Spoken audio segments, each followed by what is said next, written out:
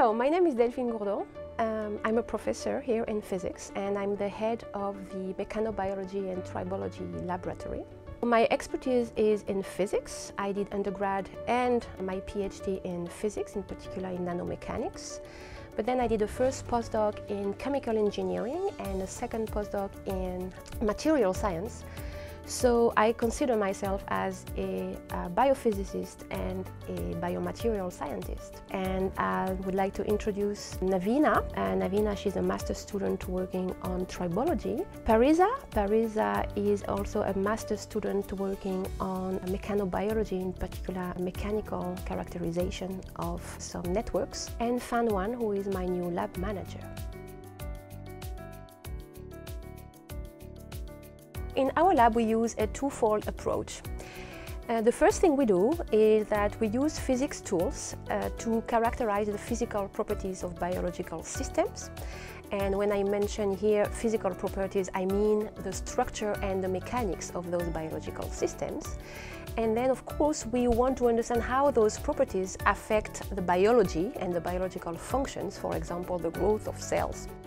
The second approach then is, once we have characterized these physical properties, we use them to design and engineer mimetics.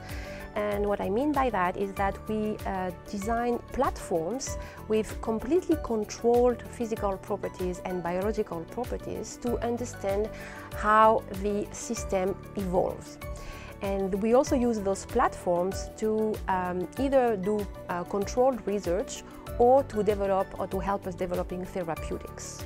We work on two different topics. The first topic is called mechanobiology in breast cancer. In this project, we actually study the environment of tumors, and this environment is made of a matrix called the extracellular matrix, which is a network of proteins.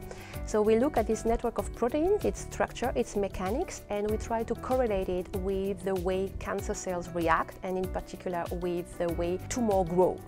In the second project, we are studying biolubrication, and in particular we are trying to understand how the components of our synovial fluid interact with each other to ensure an ideal and very low lubrication in our joints, in particular our knee joints, and protect the surfaces for getting damaged, as it can happen in osteoarthritis.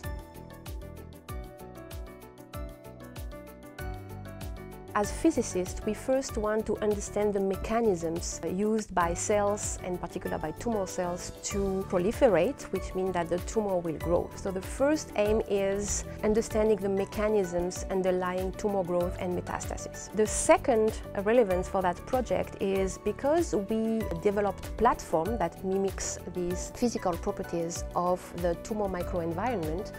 We also want to use this platform to develop new therapeutics that, instead of targeting cancer cells, would then cancer the environment and prevent tumor from growing through the absence of oxygen supply to the actual tumor. The significance of our biolubrication project is first that we determine the mechanisms behind the low lubrication of the synovial fluid, and in particular how the different components of the synovial fluid interact with each other to ensure not only super low friction but also surface protection. This biolubrication project is also very important because we use our friction results to develop biomimetics with a colleague at Cornell University. So we use the properties of a molecule called lubricin to develop lubricin mimetics that at the moment are being injected in dogs and are under clinical studies, giving very promising results.